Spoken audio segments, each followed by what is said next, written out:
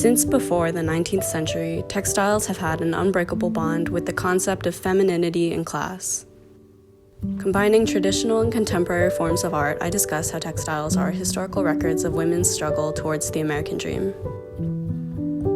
Historically, textile handiwork has been an expectation of women, something intrinsically instilled as a symbol for virtue and domesticity. A lot of these ideas came from the 19th century repression of women in Western homes. Social literature from the time describes fanciful needlework as evidence that the woman stays inside, evidence of innocence and a life unsullied by promiscuity. Women were not allowed to work pre-industrial revolution. This made it impossible for a woman to be self-sustaining, and she'd forever have to rely on a man in order to live. Mid-1800s, women were finally allowed to supply cheap labor under the circumstances that they were married and worked within the textile industry. Underprivileged communities continued to make and sell quilts, such as Gee's Bend in Alabama.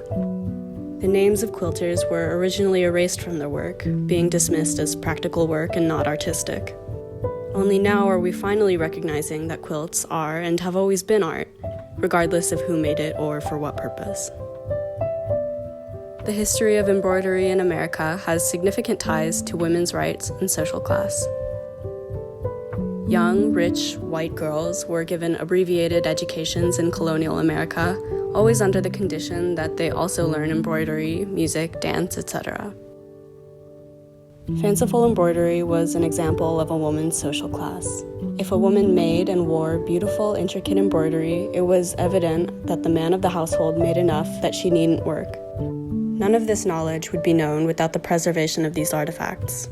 Centuries of women's histories are stitched into the fabric, each piece telling a story of what it meant to be a woman at the time.